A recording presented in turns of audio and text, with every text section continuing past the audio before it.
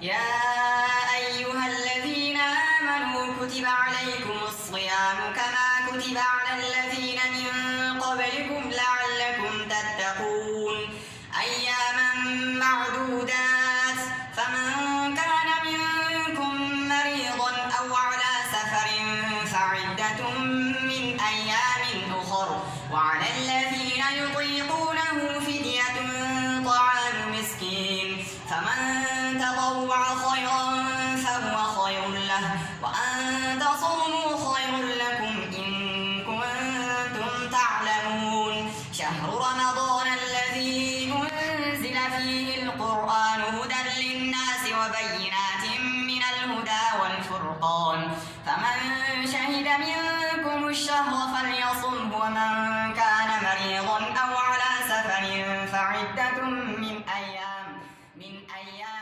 يريد الله بكم اليسر ولا يريد بكم العسر ولتكملوا العدة ولتكبروا الله على ما هداكم ولعلكم تشكرون. عليكم ورحمة الله وبركاته. كنت خيسلو أمة الإسلام خاقمانا في قما خا الدنيا جرتنرة هندي ربي بقى باتي رمضان هاتي إسلين جنة أنا سالمن أكو مخالتي هندينو قودا باتي رمضان خنا إرّا كل أنا جلشلا ولا لا تكو بريس إسلين جلشلا ولا لا تجاوه سومناتي. بسم الله الرحمن الرحيم. الحمد لله يا ربي علما فاروجه دمتو قلقلا فغنما نورف تخينو باتن هرارما إيقال جربر إلى أنقارا سجالنا والله بغنيتي نرى تراتك والقرى برنوتي والقرى تناف قمنا مسلمون يرى تناف قمنا مسلمون يرى سوماني دفنا نموت الطلفتي مانا إفتي سوال الدباتي nyaataa fi dhugaatis akka qopheeffate miskiina hunda qalbiin tujjaaramte akka addunyaan hundi irraa wal qixxaatte ni garta yaa rabbii gabroota keelaalte hunda isaanaaf guutiif waan inni niyyate hunda isaanaaf guutiif waan inni niyyate soomanni dhufnan annuman hiraara ammas namni manallee akka firraa jirjiira antaanu dadhabee na jirti haraaraan ammas ramadaanis as deemu jira mana keessa qabu ammas waan nyaatanirra ilmaan kiyas beelaan na jala dhumu jira antanumaa fi hoggayyuu hiraara mee akkamiin ifirraa jirjiira mee akkamiin ifirraa jirjiira gattaayyaa lubbuuti gaafi jirtu lubbuun rabbiin uumee waan nyaatuun dhabdu baatiin soomanaa namni hundi khayrii keessa raggaddu muslimni hundi waliin gagammadu waan harkatan hundi waliin qoodu akkana taanaan dhiisi anis hin gaddu akkana taanaan dhiisi anis hin gaddu bar soomanii keessa gaddanii muslimni hundi waliin gagammadanii gammachuun isaanii bar yoo wal arganii hundi keessanuu baga gammadanii baatii ramadaanaa ijaan gartanii baatii ramadaanaa ijaan agartanii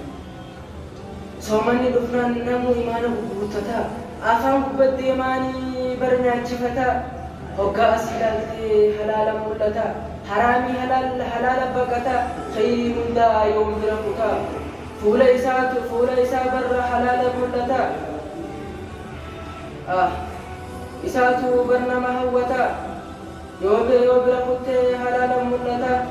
bakka deemu hundaa khayrii hoddommaata akkana kinoo dalagaa muslimtoota akkana kinoo dalagaa muslimtoota baatiin baatiin hundaa shayitaanni keessa hidhamu waan qaban hundi walii arjoomu dalagaan isaaniittis dachaan baay'ifamu guyyaa irraa kanaa gammadaa meenamu waan haraam hundaa irraatiifamu akkanaa jennanii bakkan kajeelamu